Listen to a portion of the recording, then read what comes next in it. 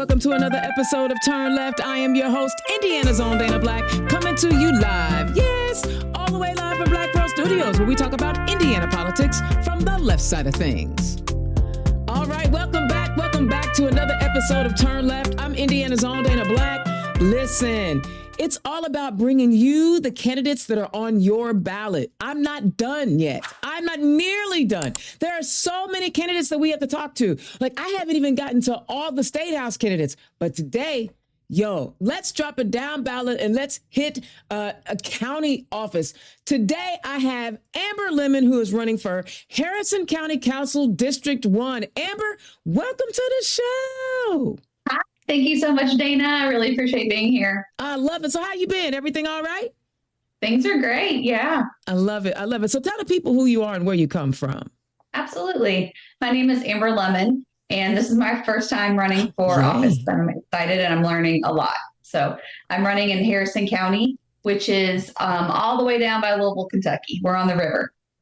So you would know us for Corydon. Our county seat is Corydon, which was the first state capital.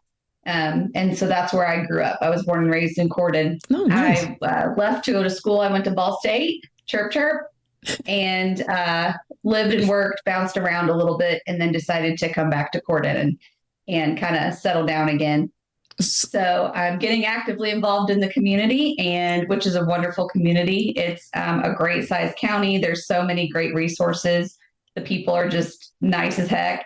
And I just want to be an active part of the community and serve the people. And so trying to do it. So I was raised in Indianapolis. I was raised in Indiana. Only time I'm thinking about leaving is when I'm tired of shoveling snow. But what makes you stay in Indiana? I think that our natural resources are a little kind of underrated. People think about corn when they think of Indiana, to be honest. But when you live here, like, you see there's so much more to it. And living in the southern Indiana where I live, it is a lot more hilly, and the landscape is just very different than the flat or northern part of Indiana. So we have a lot of variation when you go across the state. There's a lot of differences. You can have those big long stretches of fields. You can have the hills, but we've got so many great parks down here. We've got caves you can explore, but there's so many, rivers that you can kayak and canoe on across the state. We've got waterfalls.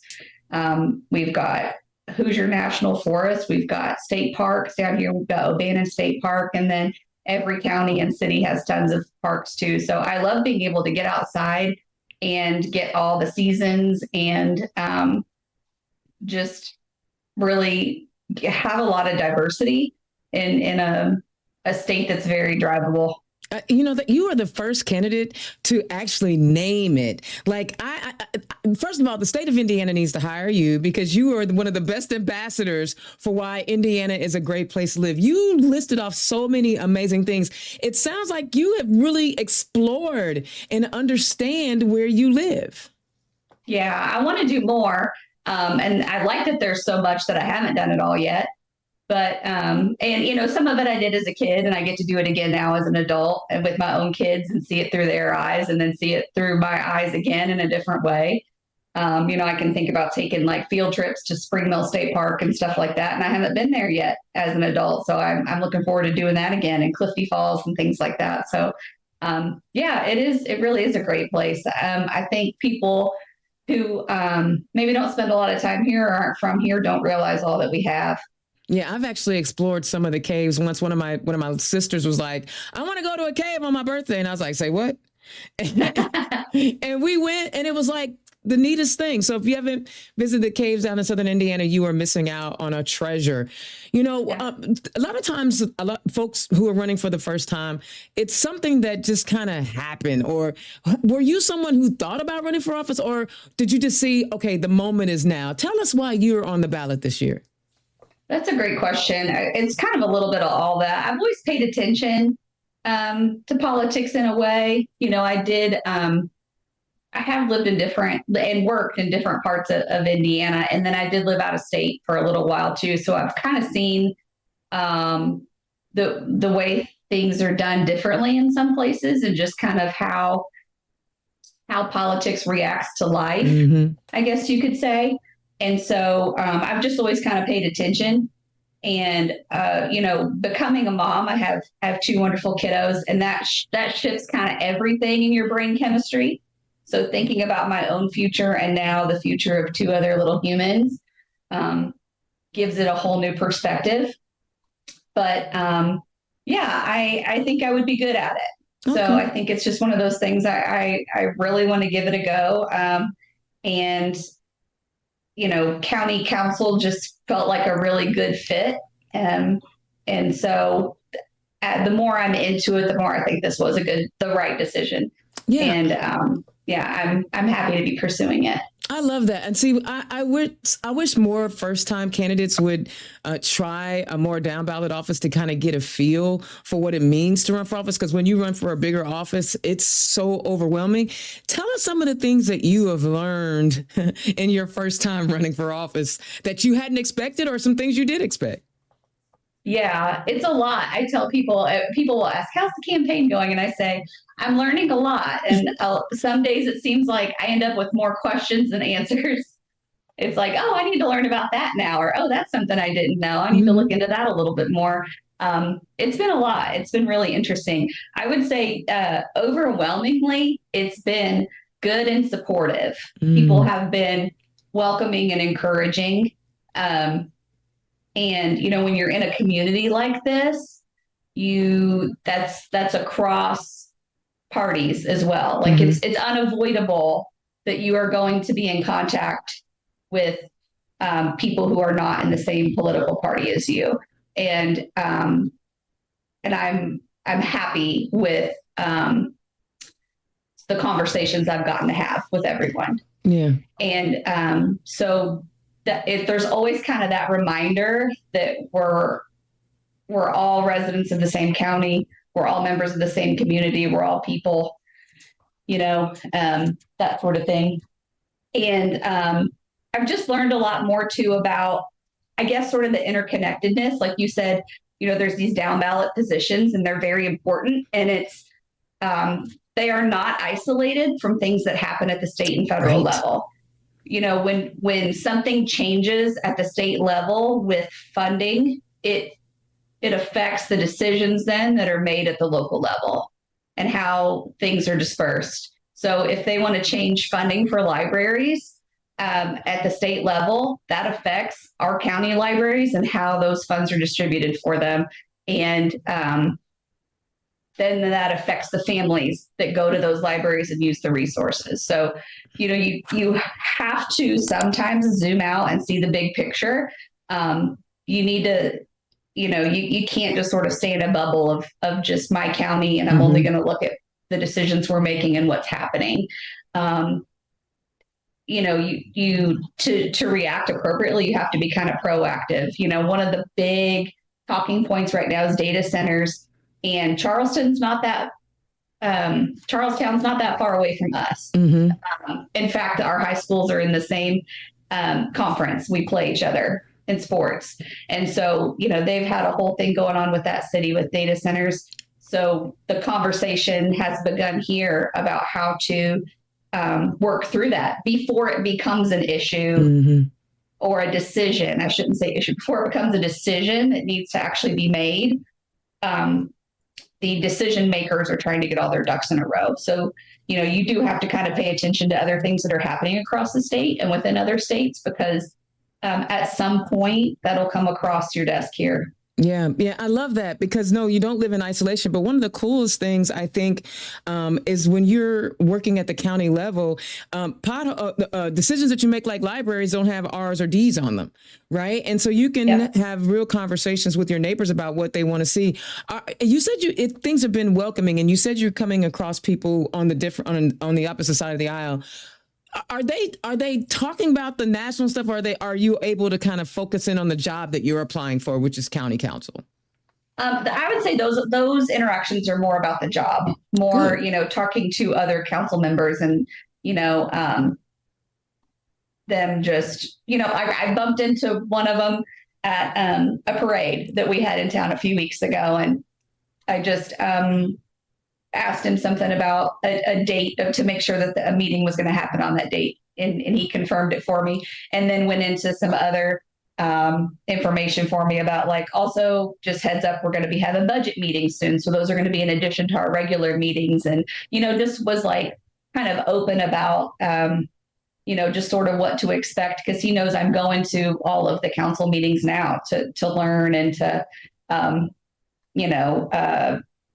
just be present and see how the job is done and what's coming up and that kind of thing. So he was forward with, helping me do that, kind of homework, I guess you could say. Yeah, honestly, that's the best way to learn, is to be immersed in it. I know when I was campaigning for the State House, I had been to the State House a couple of times and I watched the sessions, but I hadn't had a chance to be there. And even when I was campaigning, I was like, I love campaigning. I'm nervous if I win, because will I be a good legislator? And I think the fact that you're taking the time to go to class, because that's what you're doing. You're going to class. I think that's great. So now that you've been in class, tell us what the county councilor does.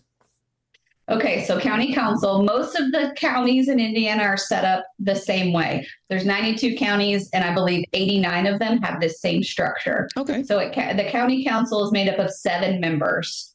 So it's an odd number. So when they vote on things, there's a majority vote. So motions can pass or not.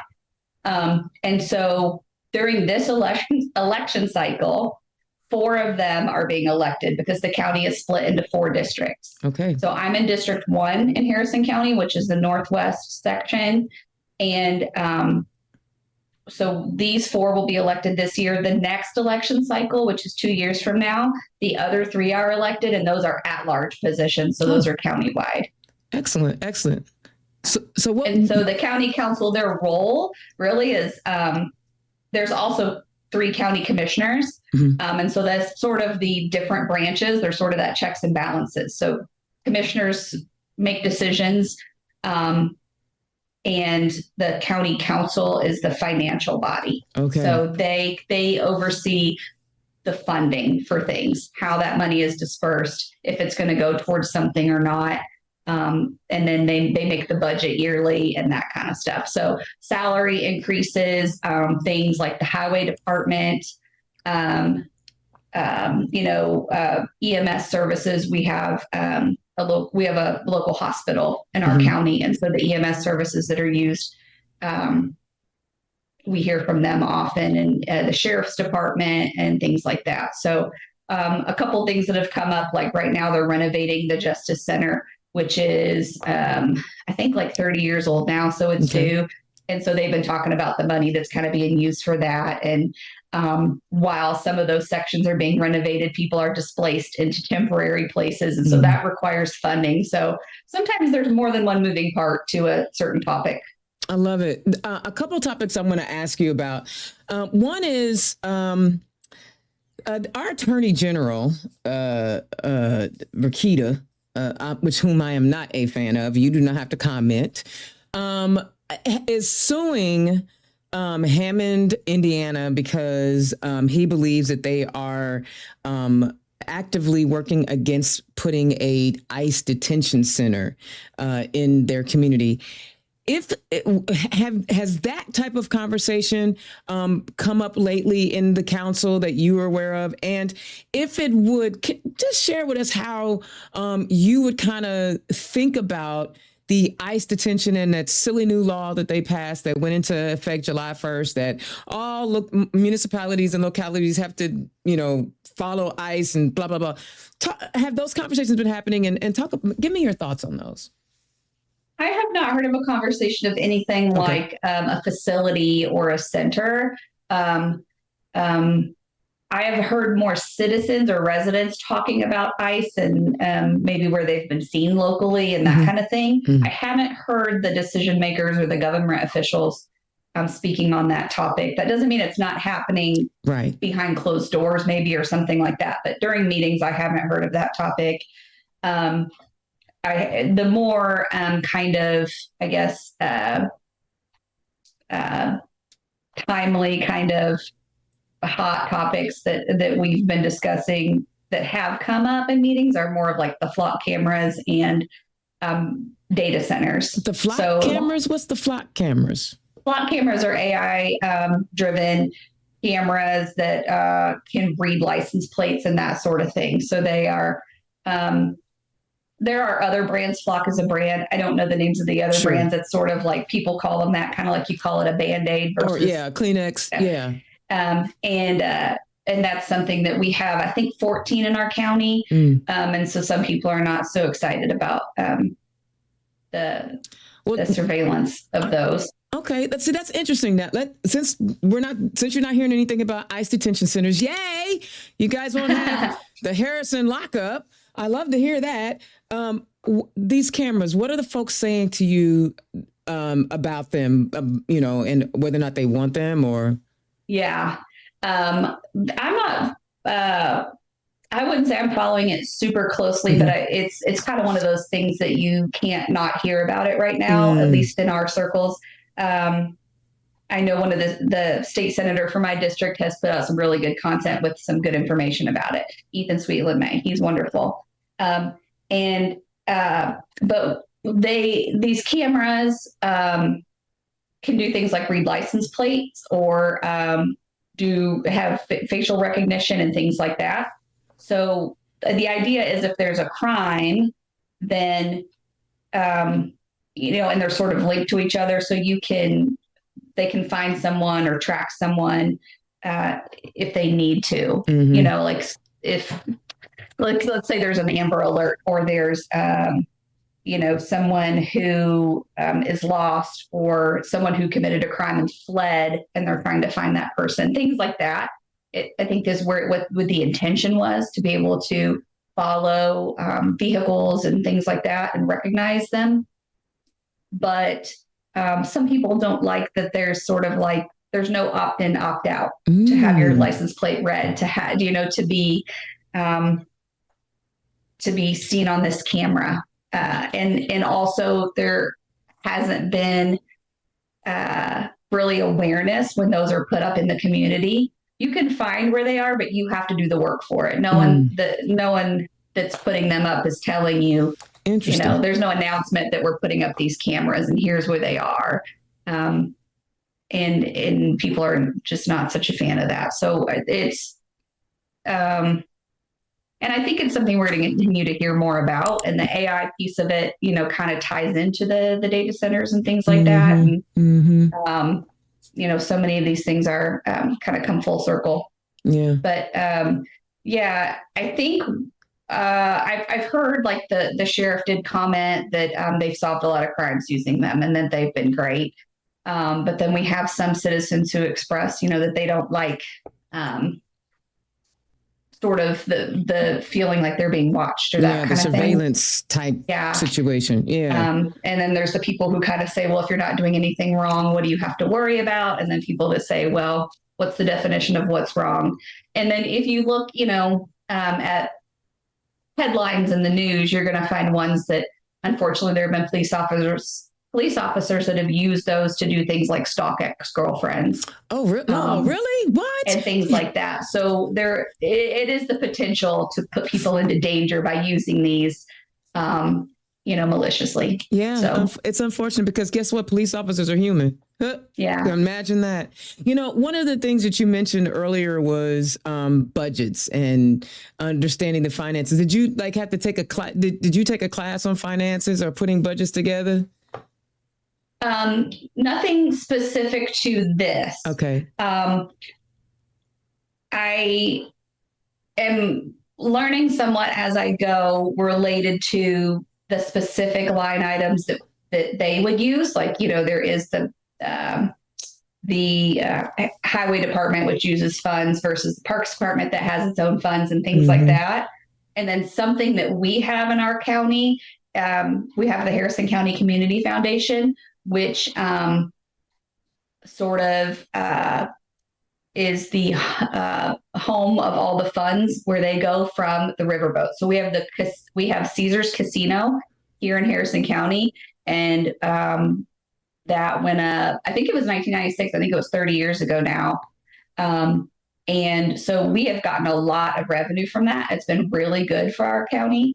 We've had a ton of, rural roads have been paved. Wow. We have a YMCA we didn't have when I was a kid. We have a Boys and Girls Club and a second one they've broken ground on, another Boys and Girls Club. We've got a lot of good things that have come from these funds.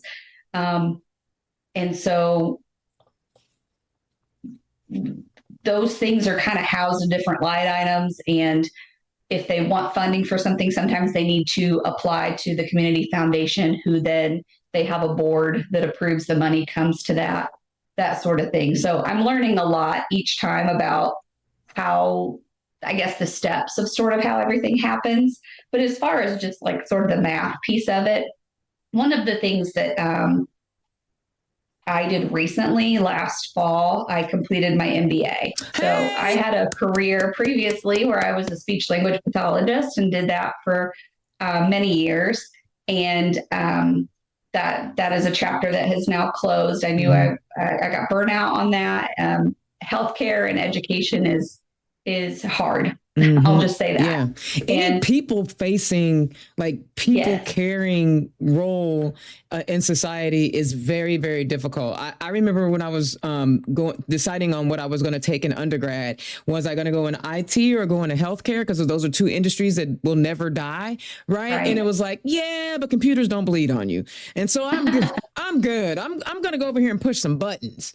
Right. Yeah. So I understand getting burnout. Yeah, definitely. Yeah. So I wanted new skills so that I could, start a new chapter. So I got an MBA. And so that has really helped me a ton now with this new adventure of running for office and with the financial piece, the marketing piece, the business aspect of it, all of it. I love it. See, you're a lifelong learner, whether or not you're in a classroom or not. You just keep saying, I keep learning. I keep learning. One of the things I'm admiring about you, is your vulnerability of, I don't know everything, but I am definitely learning. Was that idea of being a lifelong learner something that you just automatically did, or did someone give you some advice once, or how do you frame your brain? I really like to learn. I can't really, that's just kind of a natural thing for me. I just like to learn new things. I'm an extrovert, so I like to meet people, and you learn a lot from people. A lot of the patients I worked with over the years when working as a speech therapist, I learned a lot from them. And when you travel, you learn a lot about people and diversity and geography and just all kinds of stuff. So I just kind of really enjoy talking to people and learning new things and reading. And I don't know, it's just kind of natural for me. I love it. So typically when a candidate is running for office, they have like three main issues they'd like to tackle when they get elected to office, either something that they've discovered as a resident or things that folks have shared with them while they're out on the campaign trail. What are the three things, or three of the things that your campaign is focused on? The biggest thing is being a representative of the residents, and so listening to them and then being a voice for them. So that sounds a little bit vague, but it's really I want to listen to what's important to people, and then I'm going to be in that role where I can then implement what's important to people. So being open to that and hearing people is the main priority for me. And then other things that are important to me are, like I mentioned, the libraries earlier. I think those are a wonderful resource. I use those a lot, and I see a lot of other people using those. And that's an area where I've seen growth in our community. So it reaches more people. So more people have access to the resources than they used to have. There's branches. There's the Main Corded branch. There's one in Palmyra, one in Lanesville, one in Elizabeth. So they're spread throughout the county, which has a fairly big footprint. We're not a small county. No, you're not. So to be able to have those spread out more where people can have better access to them, I think is important. keeping those up and running and having all the resources. And they have quite a broad range of things that they offer. It's not just the books, but they do story times for kids. They do nature walks with older kids, and they have, of course, adult groups, book clubs, and things like that. They do, I think, like a photography class. There's, you can check out resources like hotspots, a mobile hotspot, if you need to use that for internet.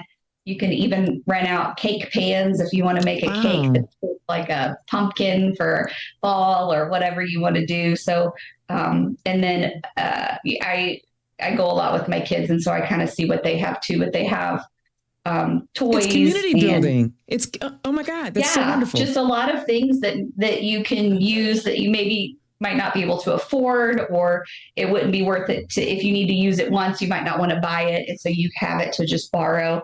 So that's really important to me to have those things continue, because it's just such a quality of life thing. But then also people can use the computers to access job applications and all different kinds of things. So I don't know, the reach of libraries is just so far. They're just such a wonderful service. And then anything for families and kids too is just a big priority for me. So that would be like, the parks, the Boys and Girls Club. One topic that has come up recently that kind of ties into public education, which is also super important.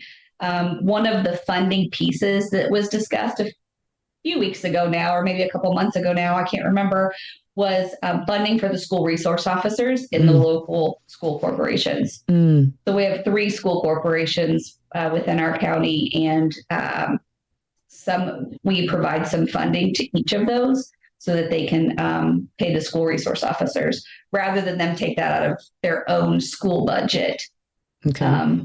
It's paid for with county funds that way. So that's was very important to me. That's something that a stance I would take with something like that, is that if, as long as we've got that riverboat money coming in, I think that's a place where it should be used. I mean, kids' safety is just not even a question in my mind. I feel that. And the fact that you guys as a county are saying, we already know that school systems are stretched, because I know that there's like 38 school districts that have referendums on the ballot this year because of SB1 and how much money it's taking away, property taxes that are being taken away from these school corporations. I love that, Harrison County is like, we're going to use this riverboat money to help people out. That's pretty dope. One of the things that I'm already liking about you, you and my girlfriend would really get along, because she is a library fiend as well.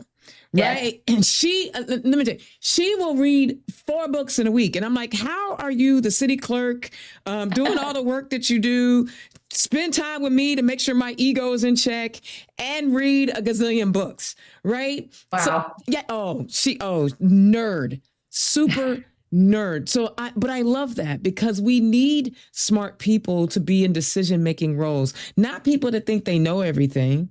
Right. But people that feel like, oh, I can bring a difference. I can learn. I can see all sides, and I can think about what's best for the community. Because pretty much everything that you've talked about today has been about community. And I love that. And the way you described Indiana, I want to visit. Great. Come on down. I'll show you Corydon anytime. I've been to Corydon, believe it or not. I've been to Harrison County several times, actually. So I love that. Great. I'm excited because you're a first-time candidate. You're getting your feet wet. You're learning a lot. After you served a couple of terms on the county, depending on what's happening at the State House level, I'm going to need you to run for State House. So just know you don't get to stop at county council, right? No. I want more level-headed people, more people who are family oriented to all types of families, not just the nuclear ones, right? We want all types of families to have access to great libraries. We don't want them to be like, Micah Beckwith, where they literally had to shut the libraries down in Hamilton County because they pulled all the books from the shelves because they wanted to review them all. No, you're all welcome here. You're all welcome at libraries. As far as I'm concerned, you're all welcome in Harrison County. You're all welcome in Indiana. I love it. Amber, tell the people where they can find you. Yes. So my Facebook page is called Lemon for Council. Lemon like the fruit, but with two M's in the middle. Lemon for Council. And please follow me. I work hard to put good things on there, make videos about myself so you can get to know me, talk about topics that are coming up locally and at the state level and things like that. If anyone wants to email me, you can email me at lemonforcouncil@yahoo.com if you have any questions or comments or anything like that you don't want to, post for anyone to see. And just kind of be looking for me. If you are local and you see me out and about, please say hi. I'd love to meet you. And and also I've got Act Blue. If you'd like to donate to my cause, I will welcome that as well. Oh my God. Thank you for making the ask. Yes. You made the ask. Oh my goodness. I can't tell you how many candidates come on my show and don't make an ask. Like, yo, I have a network of people. Why wouldn't you use this platform to make an ask? Yes, it's not free to run for office. No, it is not. Oh my gosh. You're on your way to great things. Thank you. Feel free to reach out to me if you have any questions or anything, because Indiana's Own has been around a while, and I can offer you whatever I have to share with you in your growing success, because I believe you're going to be successful. Thank you so much. I hope so. It's good so far, and I expect good to continue. And I really appreciate this opportunity. And I just can't wait to watch your other episodes too. Oh my goodness. Listen, I'm super excited because I just dropped an episode with the CEO of Act Blue. I did an interview, and I'm super stoked about it because it's the CEO of Act Blue. That's great. Right? The premier. Yeah. So Amber Lemmon, running for Harrison County Council, District 1. Thank you so much for spending time with us today. Thank you. I appreciate it so much. All right, guys, listen, this is grassroots right here. That's grassroots. That's your down ballot candidates who are just getting started. They need all the help they can get because, and I'm gonna keep saying it till y'all are tired of me saying it. We live in a citizens united world. We can pretend like we don't need money to run for office. So what is that money for? It's 90 degrees outside. She has to knock doors. Her volunteers are knocking doors. They're gonna need some water.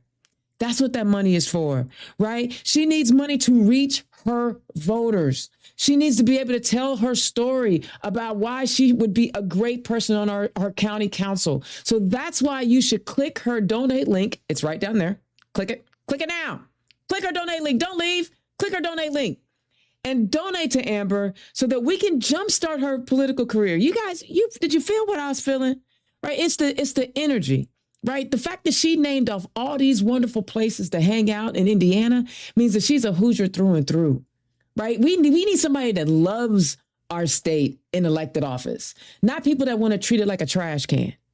And we have a lot of people right now in elected offices who are willing to sell our natural resources for a buck.